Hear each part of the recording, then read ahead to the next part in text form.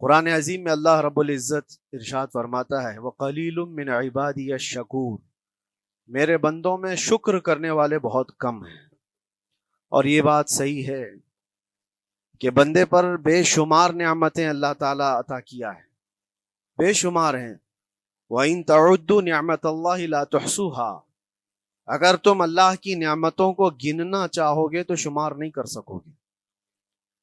شیخ Saadi رحمۃ اللہ تعالی علیہ فرماتے ہیں کہ تمہارا ایک سانس لینا بھی نعمت ہے، سانس کا باہر نکالنا بھی نعمت ہے، اور اگر صرف سانسوں کی نعمتوں کا شکر ادا کرنے پر بندہ بیٹھ جائے تو پوری عمر اس کی تمام ہو جائے۔ باقی نعمتوں کا کیا ہے؟ بے شمار نعمتوں سے نوازا ہے اللہ تعالیٰ نے، لیکن انسان کی فطرت میں یہ بھی ہے کہ کبھی ایک چیز کی کمی محسوس ہوتی ہے تو وہ واویلا مچاتا ہے، بہت شور کرتا ہے کہ مجھے یہ تکلیف ہوئی، وہ تکلیف ہوئی۔ اس کے صحت کے زمانے کو وہ یاد نہیں کرتا، مصیبت کے زمانے کو بہت جلدی یاد کرتا ہے۔ اسی لیے شکر گزار بندے بہت کم ہیں۔ عادت یہ ڈال لیں، جب مصیبت آئے، کوئی تکلیف آئے، تو ہمارے اندر یہ احساس پیدا ہو جائے کہ میرے گناہ اس سے بھی بڑی مصیبت کے لائق تھے، اللہ نے کم مصیبت عطا کی۔ جب کوئی بیمار ہو جائے، جب کبھی کسی آفت میں مبتلا ہو جائے تو یقیناً درد تو ہوتا ہے، آدمی سہن نہیں کر پاتا، لیکن احساس دل میں یہ پیدا کرے اگر وہ انصاف کرنے پر آئے رب تبارک و تعالی میرے ہر گناہ کے بدلے بڑی بڑی سزائیں دے سکتا ہے، میں چھوٹی سی سزا میں ملوث ہوں، اللہ کریم، اس کا شکر ہے۔ اسی طرح سے میرے عزیزو، ایک بات میں آپ کو بتاتا ہوں، خاص طور پر ہمارے قید کے زمانے میں بہت سارے ایسے قیدی جیل کے اندر جانے کے بعد ان کے حالات ایسے ہو جاتے ہیں، وہ نا امید اور مایوس ہو کر کفریہ جملے بکنے لگ جاتے ہیں۔ ان کے حالات ایسے ہو جاتے ہیں کوئی خدا نہیں، اگر ہوتا تو ہماری سنتا، بہت کچھ عبادتیں بھی کرتے ہیں، نہیں جب قبول ہوتی ہے تو مایوس ہو جاتے ہیں۔ تو یہ تو اندر کے حالات ہیں، باہر بھی کسی کے ساتھ ایسا ہو سکتا ہے۔ میں تو 10 سال سے دعا کر رہا ہوں، اولاد ہی نہیں ہوئی، کوئی یہ کہتا ہے۔ شادی ہو گئی، 10 سال ہو گئے، بچے نہیں ہو رہے ہیں۔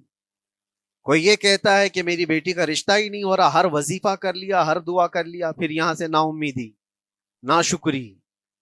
یہ جملے انسان کو کہاں تک پہنچا دیتے ہیں۔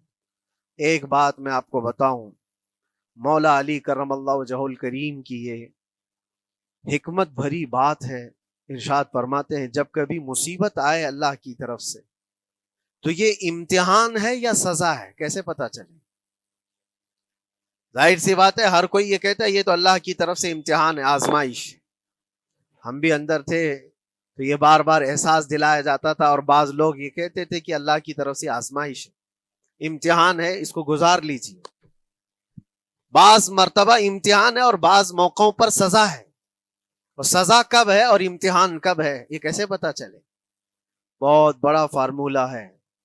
مولا علی کرم اللہ وجہ الکریم فرماتے ہیں جب کبھی تم پر کوئی مصیبت آئے تو یہ دیکھ لینا ان مصیبتوں کے دن میں تم اگر اللہ سے زیادہ قریب ہو گئے ہو، دعا زیادہ کرنے لگ گئے ہو، وظیفے زیادہ کرنے لگ گئے ہو، تو اس کا مطلب ہے کہ اللہ تعالیٰ تم کو امتحان میں رکھا ہے۔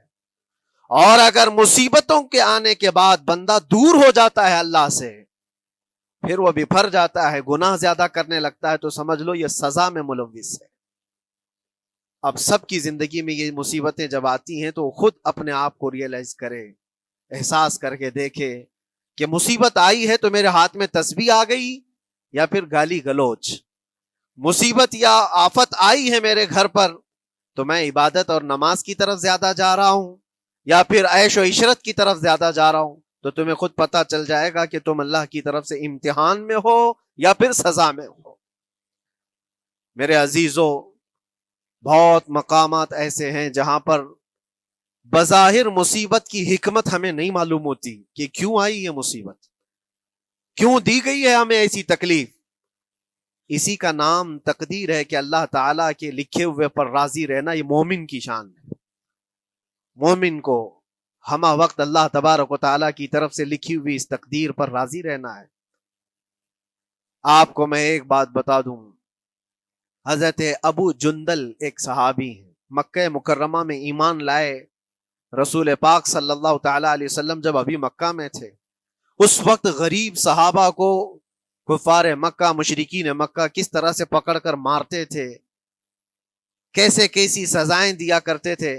اسی اسنا میں اللہ کے نبی صلی اللہ علیہ وسلم ہجرت کر کے مدینہ تشریف لے گئے، لیکن جو ابو جندل تھے یہ قید میں تھے، قید میں تھے، ان کا باپ خود ان کو قید میں رکھا ہوا تھا، اور ایسی قید کہ زنجیریں بندھی ہوئی رہتی تھی، مسلسل کئی سال گزر گئے۔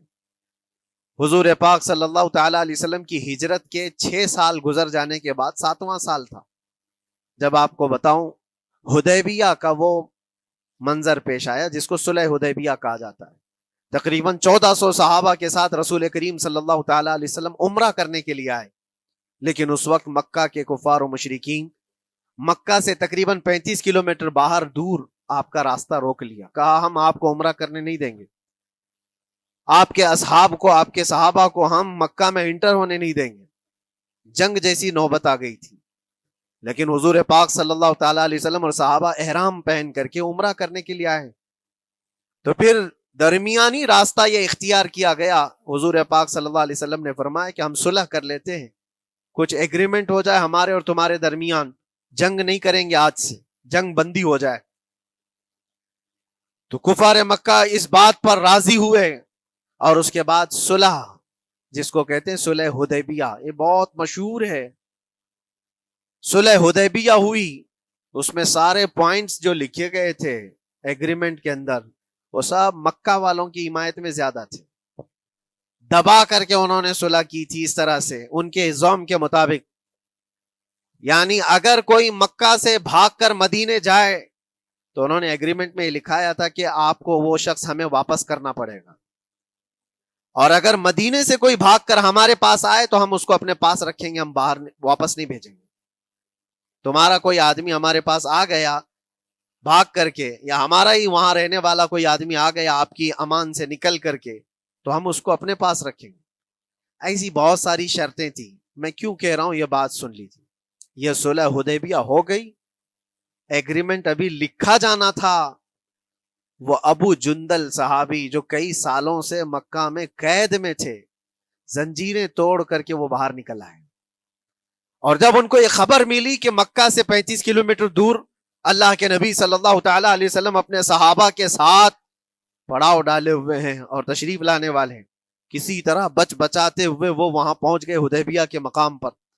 جیسے ہی وہ پہنچے صحابہ میں ایک شور ہو گیا، صحابہ جانتے تھے کہ کتنے سالوں سے ابو جندل قید میں ہے، طرح طرح کی اذیتیں اٹھاتا ہے، بہت مصیبتیں اٹھائی ہیں ابو جندل۔ دیکھا ان کے جسم پر پورے زخموں کے نشان تھے، ہاتھوں اور پیروں میں زنجیریں لٹکی ہوئی تھیں۔ وہ اسی حالت میں صحابہ کے پاس آ گئے، صحابہ سب نے سینے سے سینہ لگایا، استقبال کیا، ابو جندل تم آ گئے ہمارے پاس، آ گئے۔ اب بات سنو، بڑی حیرت کی ہے، ایگریمنٹ لکھا جا رہا تھا اور ابو جندل مکہ سے فرار ہو کر کے آئے تھے۔ ابو جندل کا جو باپ ہے اور دوسرے جو رئیس مکہ کے تھے، قریش کے سردار، سبوں نے ہاتھ روک لیا اور کہا ہمارا ایک آدمی بھاگ کر آپ کے پاس آیا ہے، ایگریمنٹ کے مطابق اس کو آپ ہمیں واپس کرنا ہوگا، واپس لوٹانا ہوگا۔ مکہ میں رہنے والا شخص آپ کے پاس آیا ہے، وہ ہمارا قیدی ہے۔ حضور پاک صلی اللہ تعالی علیہ وسلم نے فرمایا ابھی تو لکھا نہیں گیا، اس سے پہلے وہ آیا ہے، چھوڑ دو اس کو، اس کے بعد جو بھی ہوگا اس پر عمل کریں گے۔ مکہ والوں نے کہا نہیں، ہم نہیں مانتے اس چیز کو۔ حضور پاک صلی اللہ تعالی علیہ وسلم نے یہاں تک فرمایا اس ایک شخص کو میری ضمانت میں دے دو، باقی تمہاری ساری شرطیں منظور کر لی جائیں گی۔ وہ رحمت للعالمین، نبی اکرم صلی اللہ تعالی علیہ وسلم اپنے غلاموں پر رحم کیسے نہ کریں۔ جب ان حالات میں دیکھا ابو جندل کو تو صحابہ بھی حضور کے پاس آئے اور کہا یا رسول اللہ صلی اللہ علیہ وسلم صلح کیوں کر رہے ہیں، ان کے ساتھ جنگ کریں گے ہم، ان کو ہم نے بدر میں، احد میں، خندق میں ان کے ساتھ جو مقابلے کی ہمیں تجربہ ہے، ہم ان کے پرخچے اڑا دیں گے، آپ اجازت دیں ہم جنگ کریں گے۔ اللہ کے نبی فرماتے ہیں میں جو دیکھ رہا ہوں وہ تم نہیں دیکھ رہے ہو، اللہ کا حکم نہیں ہے جنگ کرنے کا، صلح ہے۔ صلح ہو گئی، لکھا جا رہا تھا، اور یہ ابو جندل آئے آپ جب حضور پاک صلی اللہ تعالی علیہ وسلم نے فرمایا ٹھیک ہے ایگریمنٹ کے مطابق ابو جندل کو مکہ واپس بھیجنا پڑے گا، اتنا فرمایا تھا حضور نے، ابو جندل دھاڑے مار مار کر رونے لگے اور صحابہ کو جا کر کے اپنے زخم دکھانے لگے کہ دیکھو مجھے واپس بھیجا جا رہا ہے، مجھے واپس بھیجا جا رہا ہے۔ تو صحابہ کے اندر بھی جوش تھا، اپنا آدمی جب کوئی اتنا مظلوم ہو، اتنا مار کھایا ہو، اور پھر واپس انہی ظالموں کے سامنے اس کو بھیجا جانا ہو تو کیا کیفیت ہوگی۔ تو وہ ابو جندل سارے صحابہ کے بیچ میں چھپ چھپاتے ہوئے رو رہے تھے۔ اللہ کے نبی صلی اللہ علیہ وسلم تشریف لائے اور فرمایا ابو جندل میں کہہ رہا ہوں واپس چلے جاؤ، واپس جاؤ، مکہ جاؤ۔ تو انہوں نے کہا یا رسول اللہ صلی اللہ علیہ وسلم ان زخموں کے ساتھ واپس جاؤں؟ اللہ کے نبی صلی اللہ علیہ وسلم نے فرمایا ہاں ابو جندل اللہ کی مرضی یہی ہے، اور اللہ کا نبی وہی کہتا ہے جو اللہ کی مرضی ہوتی ہے۔ یہ میں کہہ رہا ہوں بظاہر تکلیفوں کی حکمت ہمیں معلوم نہیں ہوتی، لیکن ہمیں عمل کرنا چاہیے۔ نبی پاک صلی اللہ تعالی علیہ وسلم کا جب حکم ہوا، ابو جندل انہی زنجیروں کے ساتھ ان کے باپ کے حوالے کر دیے گئے، وہ گھسیٹتے ہوئے لے جا رہا تھا، گھسیٹتے ہوئے واپس انہی قیدیوں کی طرح لے جا رہا تھا۔ سب کی آنکھوں میں آنسو تھے، لیکن حکمت الہی کیا ہے یہ کون جانتا ہے۔ بظاہر اللہ تبارک و تعالیٰ کی طرف سے یہ دی ہوئی آزمائشیں، یہ تکلیفیں، اس کی حکمت وہ بہتر جانتا ہے۔ جب ابو جندل کو واپس کیا گیا، ایک سوال اٹھتا ہے میرے عزیزو، یہ میں قید کی حالت میں رہ کر کے ایک شخص نے مجھ سے سوال کیا تھا، آپ تو اللہ کے نبی صلی اللہ تعالی علیہ وسلم کی ناموس کی بات کرتے ہو، حضور کی محبت کی بات کرتے ہو، ان کے عشق کی بات کرتے ہو، اور یہ بھی کہتے ہو کہ نبی پاک صلی اللہ تعالی علیہ وسلم دستگیری کرتے ہیں، اپنے غلاموں کی مدد کرتے ہیں، تو اتنے دنوں سے کیا آپ نے حضور کو نہیں پکارا؟ کیا رسول پاک صلی اللہ تعالی علیہ وسلم سے محبت اور عشق کی بات کے بعد آپ نے بھیک نہیں مانگی؟ اس وقت یہ واقعہ یاد آیا، میں تو ابو جندل کے پاؤں کے ناخن کی مٹی کے برابر بھی نہیں۔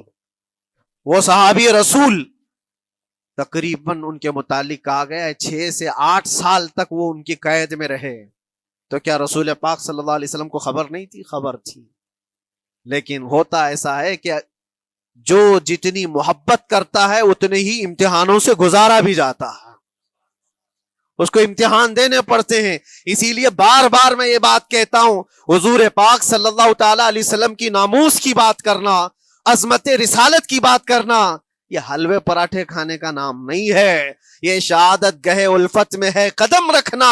لوگ آسان سمجھتے ہیں مسلمان ہونا، حضور پاک صلی اللہ تعالی علیہ وسلم کی شریعت طاہرہ کو بچانے کے لیے ہی تو، حضور کی ناموس کی حفاظت کے لیے ہی تو مولا امام حسین نے اپنی گردن دے دی، اپنے بچوں کی قربانی دے دی، اپنا عیش آرام سب تیاگ دیا۔ یہ ساری قربانیوں کے بعد ہی اس امتحان سے بندہ نکلتا ہے۔ وہ امام احمد بن حنبل جن کے سینے میں 5 لاکھ حدیثیں محفوظ تھیں، رسول پاک صلی اللہ علیہ وسلم کی 5 لاکھ حدیثوں کے حافظ، لیکن بغداد کے ظالم حکمرانوں نے ان کو ننگی پیٹھ پر کوڑے مارے ہیں، پہلی مرتبہ 100 کوڑے، دوسری مرتبہ پھر 100 کوڑے، تیسری مرتبہ پھر 100 کوڑے، اتنے میں تو آدمی مر جاتا ہے۔ امام احمد بن حنبل کی پیٹھ جھک گئی تھی۔ میرے عزیزو، یہی ہے جس کو ہم کہہ رہے ہیں شہادت گہے الفت میں ہے قدم رکھنا۔ اگر تم سچا ایمان رکھتے ہو تو پھر آزمائش بھی ہوگی۔ اللہ کریم قرآن میں فرماتا ہے فَلَيَعْلَمَنَّ اللَّهُ الَّذِينَ صَدَقُوا وَلَيَعْلَمَنَّ الْكَاذِبِينَ۔ اللہ تبارک و تعالیٰ ضرور آزمائے گا سچا کون ہے اور جھوٹا کون ہے۔ مصیبتیں آئیں گی، آندھیاں آئیں گی، لیکن جمے رہو، ڈٹے رہو، اللہ رب العزت سے کبھی بھی اپنا رشتہ نہ توڑو، اور جو تمہارے اندر ایمان ہے، توکل اور یقین ہے، ذرا برابر بھی فرق آنے نہ پائے۔ آج نہیں قبول ہوئی کل ہوگی، کل نہیں قبول ہوئی پرسوں ہوگی، کبھی نہ کبھی تو دعا قبول ہوگی۔ دنیا داروں کے دروازے کھٹکھٹاتے ہیں تو ایک نہ ایک دن دروازہ کھلتا ہے، وہ ارحم الراحمین ہے، وہ ارحم الراحمین ہے، دروازے کھولتا ہے، لیکن وہ بہتر جانتا ہے کس وقت دروازہ کھلنا چاہیے۔ ہم اپنی مرضی کے مطابق رب کو نہیں چلا سکتے، مولا تعالیٰ جیسا چاہے ہمیں ویسا چلنا چاہیے۔ ایک بات اور میں بتا دوں، سید یہ تو دوسرے لوگوں کی بات ہے جس میں ہمارے قصور ہیں، ہمارے جرم ہیں، ہمارے گناہ ہیں، جس کی وجہ سے مصیبتیں آئیں گی، لیکن اللہ کے نبی کا کوئی گناہ نہیں ہوتا. جو نبی ہوتے ہیں وہ معصوم ہوتے ہیں.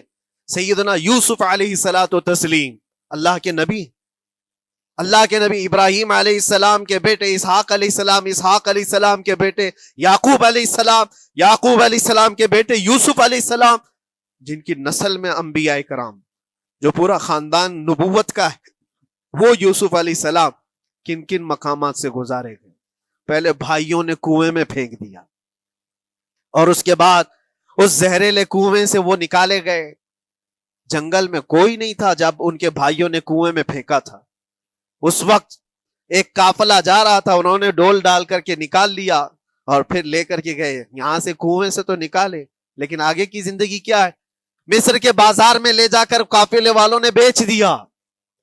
یوسف علیہ السلام پھر خریدے گئے. کس کے ہاں؟ عزیز مصر، بادشاہ مصر کے گھر میں. اور وہاں پر زلیخا آپ پر فدا ہوئی. پھر آپ پر الزام بھی لگایا گیا، اور اس الزام کی بنیاد پر آپ کو جیل بھیجا گیا. اللہ کے نبی کے دامن پر پیوند تو ہو سکتا ہے، دھبا نہیں ہوتا. کسی گناہ کا تصور بھی وہ نہیں کرتے، وہ معصوم ہوتے ہیں. لیکن بغیر کسی قصور کے، بغیر کسی جرم کے آپ کو جیل بھیجا گیا. یوسف علیہ الصلوۃ والتسلیم جیل جب گئے، وہ نبی ہو کر کے، اور اس کے بعد دن کٹتے رہے. دن کیسے؟ ہفتے، ہفتے کیا مہینے، مہینے کیا سال. یوسف علیہ الصلوۃ والتسلیم کے 7 سال گزر گئے. جب کبھی کسی انوسینٹ کو، بے قصور آدمی کو تکلیف دی جاتی ہے تو اس کو احساس زیادہ ہوتا ہے. اور جرم کی وجہ سے جب کوئی تکلیف میں آتا ہے تو کمپرومائز کر لیتا ہے، میں ایسا غلطی کیا تھا، مجھے یہ جھیلنا پڑ رہا ہے. لیکن جس کا جرم ہی نہیں، نہ کردہ گناہ کی سزا جب دی جاتی ہے، بندہ بہت بکھر جاتا ہے، ٹوٹ جاتا ہے. لیکن وہ اللہ کے نبی تھے، توکل کیسا تھا، یقین کیسا تھا، صبر کے ساتھ نکالے. لیکن ایک بہت پیاری بات ہمیں ملتی ہے میرے عزیزوں، وہاں قیدی اور بھی تھے، اور یوسف علیہ السلام کو اللہ تعالیٰ نے ایک معجزہ عطا کیا تھا. وہ خوابوں کی تعبیر سچی سچی بتاتے تھے. خواب کی تعبیر ہوا کرتی ہے، جو بھی خواب دیکھتا آدمی اس میں اشارہ ہوتا ہے اللہ کی طرف سے. تو 2 قیدیوں نے خواب دیکھا تھا، یہ قرآن پاک کے سورہ یوسف میں پورا موجود ہے، 12ویں پارے میں. 2 قیدیوں نے خواب دیکھا، اپنا اپنا خواب انہوں نے بیان کیا یوسف علیہ السلام کو. ایک قیدی نے دیکھا کہ وہ سر پر روٹیاں رکھ کر کے لے جا رہا ہے اور پرندے نوچ نوچ کر کھا رہے ہیں. دوسرے نے دیکھا کہ وہ انگوروں کو نچوڑ کر کے اس کے رس پی رہا ہے. تو انہوں نے بتایا یوسف علیہ السلام کے پاس، ایسا ایسا ہم نے خواب دیکھا ہے، اس کی تعبیر کیا ہو سکتی ہے؟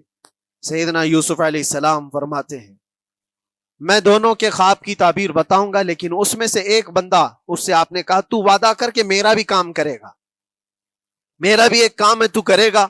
7 سال گزر گئے تھے. جو بادشاہ مصر تھا وہ بھی بدل چکا تھا، جس نے قید میں ڈالا تھا وہ ختم ہو گیا، دوسرا آیا، تیسرا آیا، جو بھی آیا، لیکن حکومت بدلی ہوئی تھی. تو خواب کی تعبیر بتانے سے پہلے ایک قیدی سے یوسف علیہ السلام نے کہا کہ میرا کام تو کرے گا. اس نے کہا ہاں، آپ جو کہیں گے میں کروں گا. تو سنو، تعبیر یہ ہے، جس کے سر پر روٹیاں رکھی ہوئی اور کوے کھا رہے تھے یا پرندے کھا رہے تھے، اس کی تعبیر یہ ہے کہ عنقریب تجھ کو موت کی سزا سنائی جائے گی. وہ غمگین تھا. دوسرے سے کہا تو انگور کے رس نچوڑ کر پی رہا تھا، تیرے خواب کی تعبیر یہ ہے کہ عنقریب تجھ کو رہا کر دیا جائے گا، تو آزاد ہوگا، اور تجھ سے ہی میرا کام یہ ہے کہ آزاد ہو کر جائے گا تو تو موجودہ وقت کے جو بادشاہ ہے، شاید اس کی فوج میں شامل ہو جائے یا اس کے سپاہیوں میں یا وزیروں میں، تو میری یہ بات اس تک پہنچا دینا، پچھلے 7 سالوں سے بے گناہ بے قصور ایک قیدی اندر ہے، اس کو آزاد کر دیا جائے، اس کو آزاد کر دیا جائے. اس نے کہا بالکل، اگر میں چھوٹا تو آپ کا ایک کام ضرور کروں گا. سنیے بات، چند دن نہیں گزرے تھے کہ اس ایک قیدی کو موت کی سزا ہو گئی. اس کو موت کی سزا سنائی گئی اور پھانسی ہو گئی. دوسرا یہ جو قیدی جس کو آپ نے رہائی کی خوشخبری دی تھی، اس کی بھی رہائی کی خوشخبری آ گئی، وہ آزاد ہو گیا. لیکن قرآن پاک میں ہے آزاد ہو کر جب جاتا ہے آدمی تو پچھلا بھول جاتا ہے. اکثر ایسا ہی ہوتا ہے. کیا جیل کے دوست کون تھے کیا تھے کچھ پتا نہیں, اور آدمی تو یہ سوچتا ہے دوبارہ کبھی ادھر کے دروازے کو بھی نہ دیکھو. آیا اور بھول گیا. یوسف علیہ السلام نے جو کام دیا تھا وہ بھول گیا. یہاں تک کہ قرآن میں اللہ فرماتا کئی سال گزر گئے, 1-2 دن نہیں, سالوں گزر گئے, اور وہ بادشاہ کی فوج میں شامل تھا یا بادشاہ کے مصاحبین میں شامل تھا, قریبی لوگوں میں. ایک زمانے کے بعد مدت ہوئی, اور اس وقت سوچیے آپ کتنا وقت حضرت یوسف علیہ السلام نے کاٹا ہوگا. ایک دن آپ بے اختیار رو پڑے اللہ کی بارگاہ میں.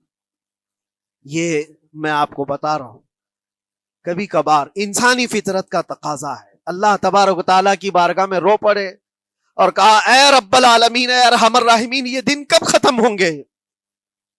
یہ جس طرح سے مجھے جیل کی سلاخوں کے پیچھے بند کیا گیا ہے, ان مصیبتوں سے کب آزادی ہوگی میرے مولا یا ارحم الراحمین؟ جواب رب تعالیٰ کی طرف سے آیا. یہ ہمارے اور آپ کی بات نہیں ہے, یہ اللہ کے نبی کی بات ہے. اب سنو, یوسف علیہ السلام کو جواب آیا, اے یوسف, جب تجھے جیل سے نکلنا ہی تھا, تجھے باہر جانا ہی تھا, تو دنیا کے بادشاہ کے پاس سامنے کیوں ریکویسٹ رکھا, میرے سامنے رکھ دیا ہوتا. اللہ اکبر, یہ توکل کا اعلیٰ درجہ ہے. اتنی مصیبتوں کے بعد بھی تم نے اس سپاہی کو کیوں اپنا قاصد بنا کر بادشاہ کے سامنے بھیجا کہ میری آزادی ہو جائے؟ یوسف علیہ السلام بہت روئے سجدے میں گر کر کے, مولا مجھے معاف کر دے, اور میرے ہر شے کا تو مالک ہے. اب میں زندگی بھر قید میں رہوں یا آزاد رہوں یہ تیری مرضی پر ہے. میرے عزیزو, پھر یوسف علیہ السلام کے ساتھ کیا ہوا؟ بادشاہ نے خود ایک خواب دیکھا اور وہ پریشان تھا, خوابوں کی تعبیر کوئی بتا نہیں رہا تھا. تب اس قیدی کو چھوٹے ہوئے کو یاد آئی بات کہ جیل میں ایک آدمی ہے جو سچی سچی تعبیر بتاتا ہے. پھر اس نے بادشاہ سے کہا ایک قیدی بہت شریف اور صالح ہے, وہ سچی تعبیر بتائے گا, آپ کہے تو میں اس کو لے آؤں. اور اس نے مجھے یہ کہا بھی تھا کہ اس کو آزاد کرنا ہے, آپ کے پاس ریکویسٹ رکھنی ہے کہ وہ بے قصور قید میں ہے.